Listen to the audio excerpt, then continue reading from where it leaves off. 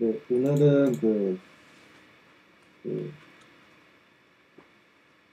분석자님이 오늘 이제 제시해 주신 게 있어가지고, 그거 오늘 팁을 바탕으로 이제 진행하려고 하고 있고요.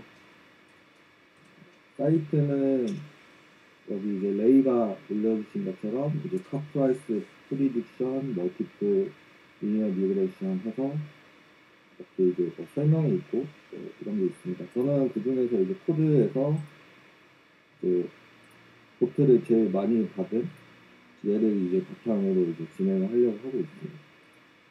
그러고, 네, 그 노트북은 여기 링크에 걸어놨고, 이거를 보시면은 이 사람이 이제 해놓은 거를 보실 수 있습니다. 근데 이게 이 사람이 잘했던 거 중에 하나, 그리고 이제, 요새 이제 제가, 여기저기 면접 보고 이제 과제 전형하면서 느끼는 게, 이제 이런 거 과제를 많이 주거든요. 근데 뭐 일주일 안에 이거 해와라 아니면 2주 안에 이거 해와라 약간 그 데이터 던져주고 문제 정리 이제 대충 주고 그렇게 하는데 그러면은 이제 보통은 주피터 파일로 제출을 해야 돼서 이제 주피터 파일이 마치 이제 답안지처럼 된단 말이에요. 그렇게 봤을 때 그냥 대충 코드만 끄적거리는 게 아니라 내가 어떤 거를 문제로 정리했고 그 다음에 이제 목차 마치 우리가 워드에다가 문서 쓰듯이 그런 것들을 적어 놓는 게 되게 중요한 것 같더라고요. 그래서 제가 GA 우리 같이 스터디 했을 때도 강조했지만 이런 문서화를 미리 좀 깔끔하게 해놔야 나중에 이제 과제를 하거나 아니면 실무 들어갔을 때 커뮤니케이션에서 유리한 것 같더라고요. 저도 처음에는 이렇게 그냥 안 하고 대충 했다가 통과가 잘 안 돼가지고 좀 이런 것들을 이제 통과하기 위해 가지고 이렇게 하고 있습니다. 그래서 문제 정의는 이제 우리가 그냥 어떤 자동차 회사가 미국 시장에 진출하려고 하는데 그 미국 시장의 자동차 가격이 영향을 미치는 요소를 알고 싶고 단순히 이거는 이제 실무적으로 보면 단순히 예측치가 정확하냐 아니냐가 중요한 게 아니라 이제 그 영향을 주는 요소를 추론하는 게 더 중요한 예측과 추론은 다른 영역인데 예측은 뭐 김관임을 쓰든 뭘 쓰든 그냥 값만 때려 맞추면 되는 게 이제 예측의 범위고 그리고 추론은 단순히 예측만 잘하는 게 아니라 이게 왜 나왔지? 라는 물음에 이제 대답할 수 있는 우리가 그래서 이제 통계학적으로 회귀 분석을 쓰는데 그런 것들을 이제 좀 추론하기 위해서 쓰는 걸로 알고 있습니다. 그 문제 해결 과정은 이분이 했던 것들을 그대로 복사했는데 잘 해주셔가지고 그랬고 이제 스텝 1으로 뭐 이제 우리가 일반적으로 많이 하듯이 필요한 이제 라이브러리나 아니면 다른 설정들을 많이 합니다. 다른 것들은 특별할 게 없고 네 가지를 이제 좀 뽑아왔어요. 첫 번째로는 이제 트랜스포머 린스인 뭐 이렇게 있는데 저는 이거를 자주 사용 안 했었어가지고 이거를 왜 사용하는지 이제 찾아봤더니 이제 우리가 이제 머신러닝 모델 뭐 리니어 리그레션이든 아니면 뭐 로지스틱 리그레션이든 그런 걸 할 때 나중에 이제 핏 함수하고 트랜스폼 함수 뭐 혹은 핏 트랜스폼 함수 뭐 이런 것들 사용하고 아니면은 이제 뭐 스케일러 인덱스 스케일러나 아니면 다른 것들 스케일링 할 때도 이제 이런 함수를 사용하는데 이런 함수를 사용하는 게 아니라 자기만의 이제 스케일러가 필요할 경우에는 이제 이런 것들을 사용한다고 하더라고요. 그래서 이제 링크 가보시면 뭐 이거를 어떻게 이제 뭐 상속 받아가지고 이렇게 하는지 자기만의 이제 그 커스터마이즈된 이제 스케일러 만들 수 있는 그런 걸 위해 사용하는 걸로 네, 나와 있습니다. 그리고 두 번째로는 이제 RFP 리커시브 피처 엘리미네이션이라고 해가지고 머신러닝도 그렇고 회귀 분석도 그렇고 결국에는 y는 이꼴 fx, 거기서 x를 어떻게 선택하느냐의 문제인데, 그거를 위해서 우리가 보통 많이 하는 방법이 뭐 상관계수를 이제 본다거나 아니면은 뭐 그냥 뭐 이제 플로팅을 해가지고 빡플롯을 그리거나 해가지고 이거 관계 있는 것 같아, 아니면 다른 이제 방법들을 사용하기도 하는데, 그 중에서 이제 변수 선택 방법 중에 하나입니다. 이제 피처 임포턴스라고 해가지고 이제 변수의 중요도를 기반으로 하나씩 이제 변수 개수가, 예를 들어서 제가 변수 개수가 3개만 남을 때까지 하나하나 이제 노가다를 뛰면서 어떤 변수가 더 좋지? 라고 하는 그런 약간 노가다를 대신해주는 그런 개념이라고 보시면 되겠고요. 이제 튜토리얼 같은 영상도 여기 이제 넣어놔가지고 튜토리얼 보시면은 대충 이 사람 여기 이제 코드 보시면 RF이라고 하는 것에 이제 내가 하고 싶은 모델 넣고 개수 넣으면 이제 알아서 이제 중요도에 따라서 이제 이렇게 뽑아주는 그런 거를 보실 수 있습니다. 그래서 이제 저는 되게 편리하겠다 생각이 들어서 나중에 활용해야겠다 그런 생각이 들더라고요. 그리고 VIF는 이제 머신러닝뿐만 아니라 이제 통계학적으로도 중요한 게, 우리가 회귀 분석을 크게 두 가지로 나누잖아요. 첫 번째는 이제 단순 회귀 분석, 단순 선형 회귀 분석하고, 그리고 그 다음에 강 그, 이제 단순 선형 회귀 분석은 이제 변수가 하나 있을 때고, 이제 그 이후에 이제 다른 회귀 분석을 배우게 되는데, 거기서 이제 독립 변수가 여러 개가 되다 보니까 이제 독립 변수가 하나일 때는 상관없었는데 독립 변수가 여러 개가 되다 보니까 독립 변수들끼리 상관성을 가질 수 있게 되기도 하고, 그러다 보면은 이제 이게 맞는 거냐 아닌 거냐 이제 그런 것들이 생기게 됩니다. 그렇게 돼서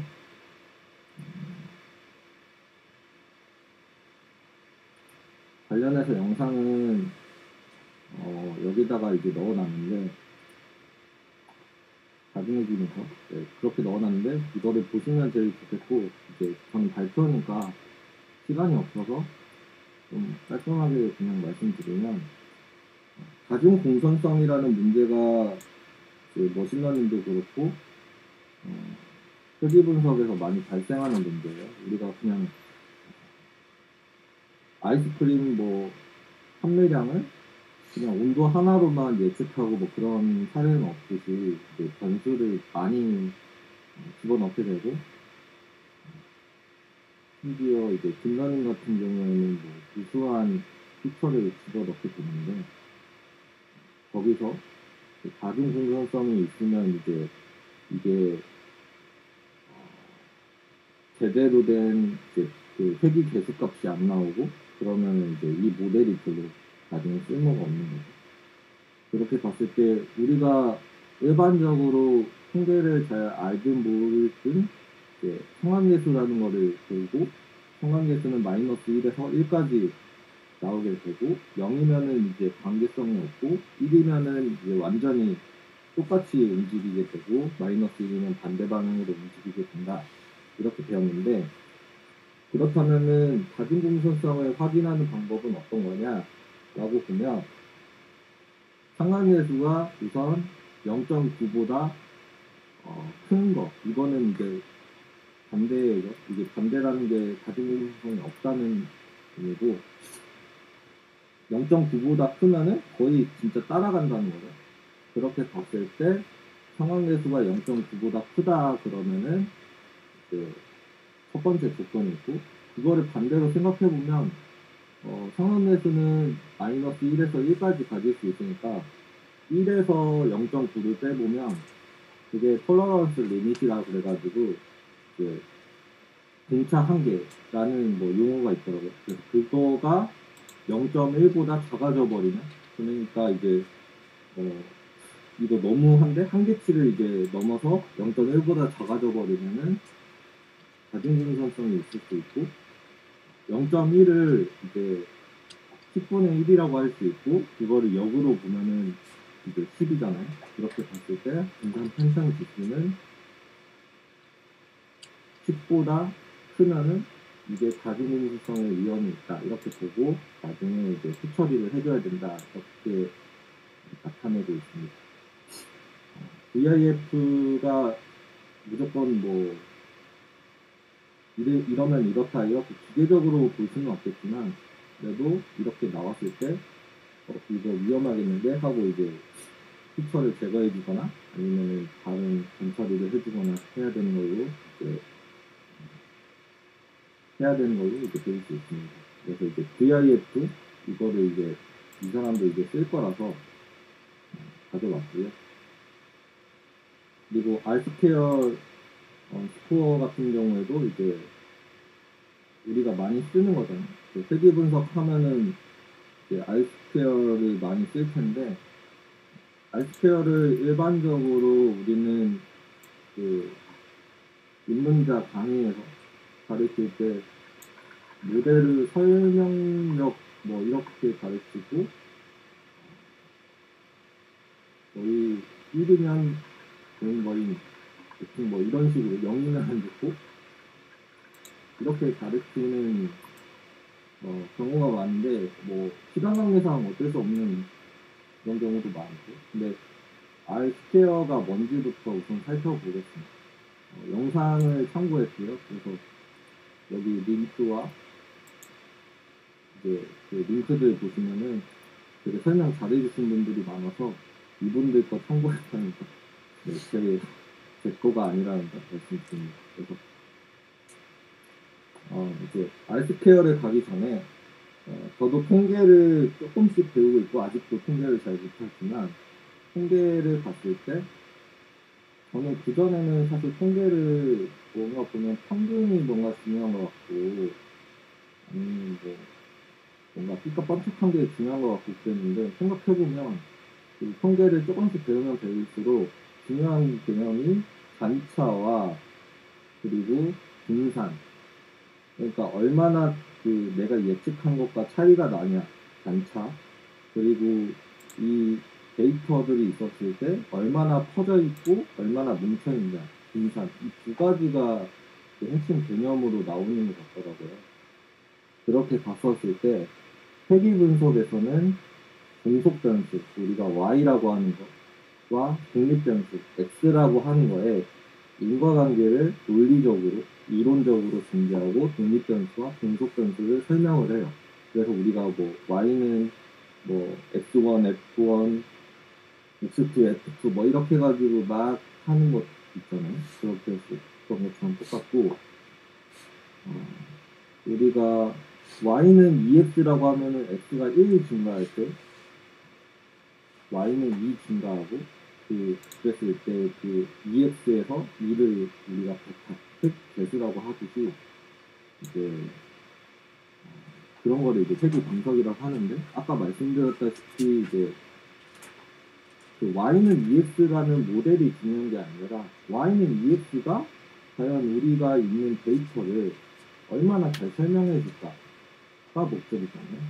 그렇게 봤었을 때 그럼 뭘 설명해 줘야 잘 설명해 주는 거야? 라고 보면 분산을 잘 설명해 주면 그거는 되게 잘한 거야 라고 하고 그래서 우리가 막 처음에는 간단한 그 2차원 선형 그래프에서 뭐 3차원 갔다가 뭐 이제 또 여러 차원으로 가고 그게 이제 뭐 선형 대수도 넣고 막 이제 복잡하게 하는 게 더 분산을 잘 설명하려고 이제 되게 그러는 거잖아요.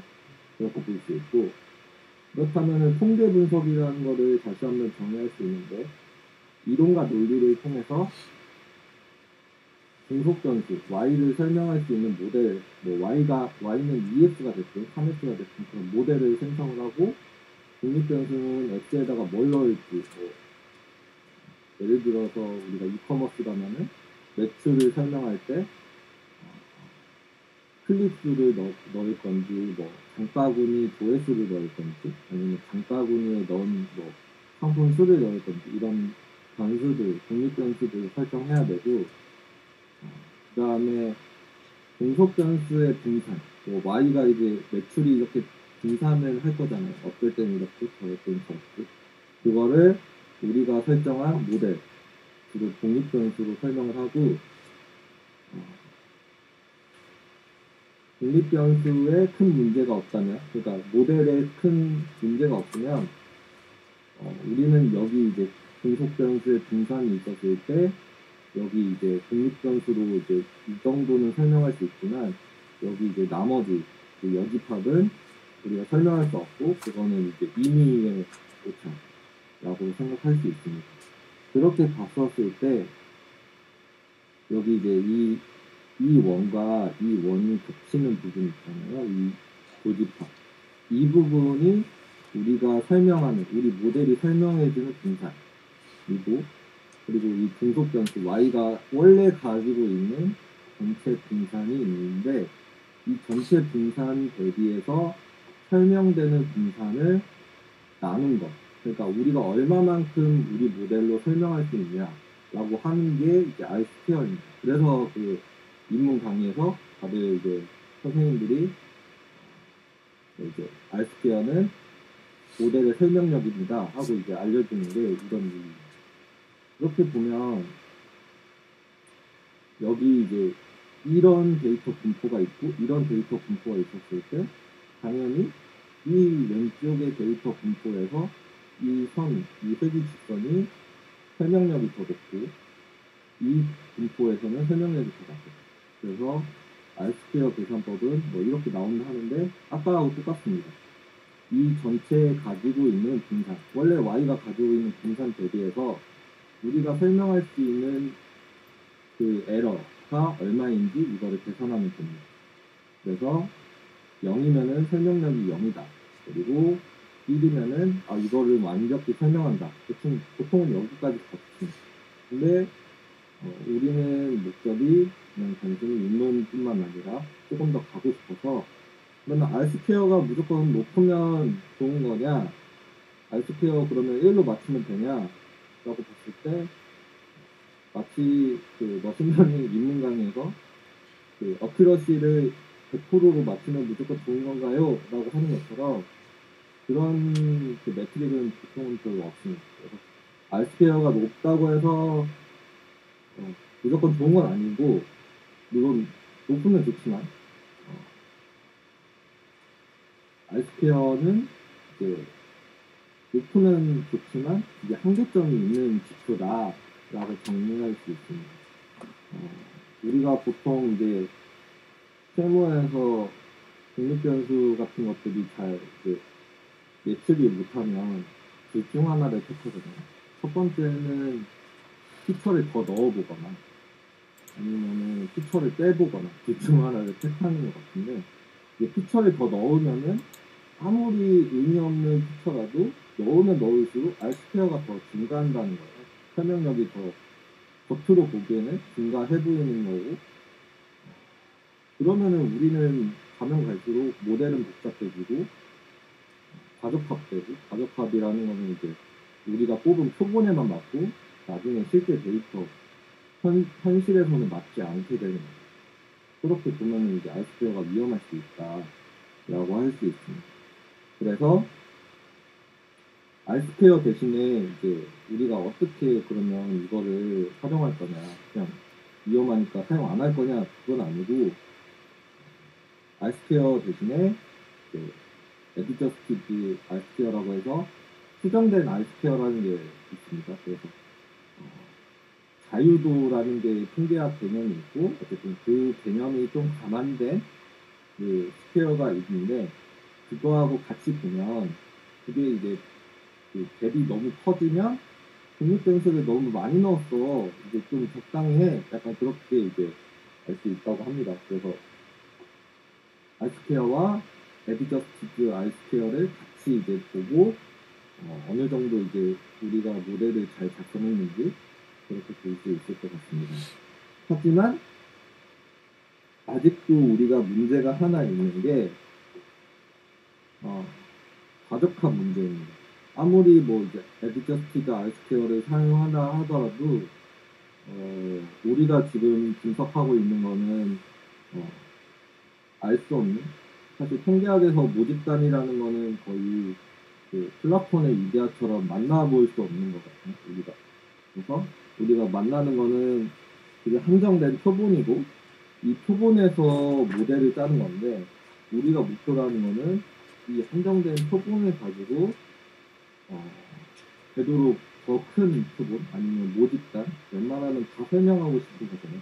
근데 이제 표본에 대해서 분석을 쫙 해서 되게 멋있는 모델을 쫙 짜놨는데 이게 현실에서 반영이 안 되는 경우도 많이 있을 수 있으니까 그러면 어떻게 해야 되냐라고 봤을 때, 그러면은 표본을 그러면 쪼개자. 우리가 다른 방법들도 이제 통계학적으로 있다고 하지만 일반적으로 머신러닝에서도 많이 가르치고 과적화 문제에서 그런 것들은 이제 크로스 밸리데이션이라 해서 우리가 그 케이크가 있으면은 그거를 네 조각으로 잘라가지고 보듯이 이제 잘라서 하나는 이제 역할을 그 레드티처럼 부여하는 거죠. 너는 이제 테스트 데이터야.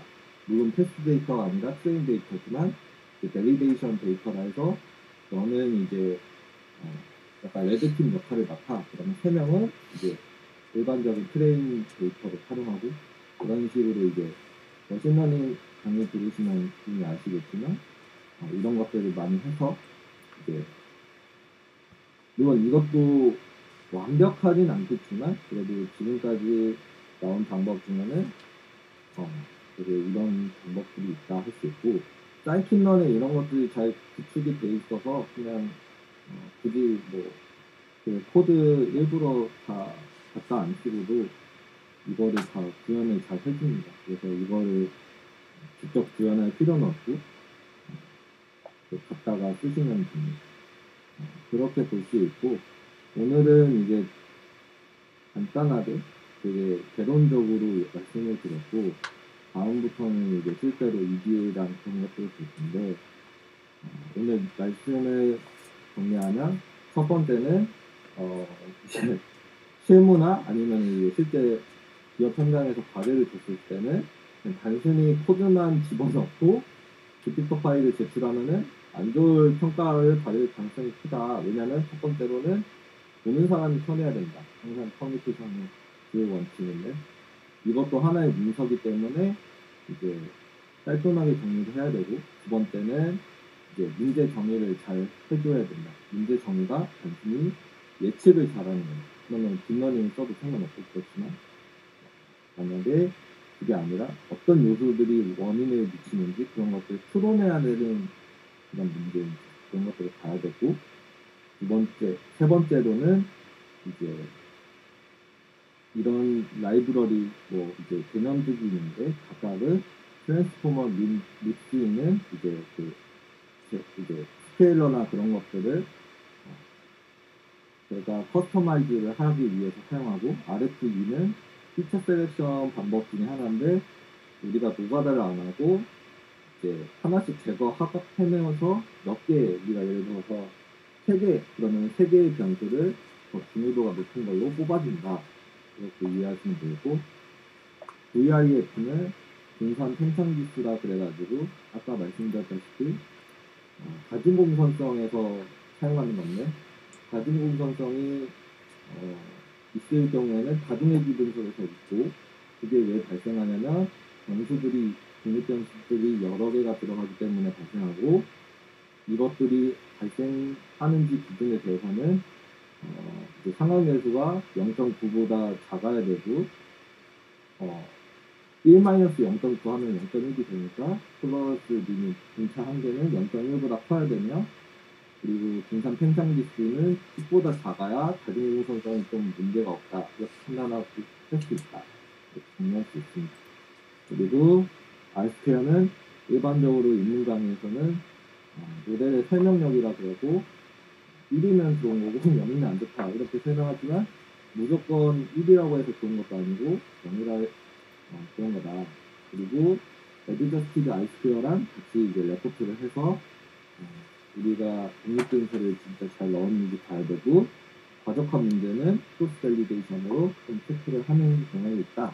여기까지가 오늘의 발표가 되었습니다. 감사합니다.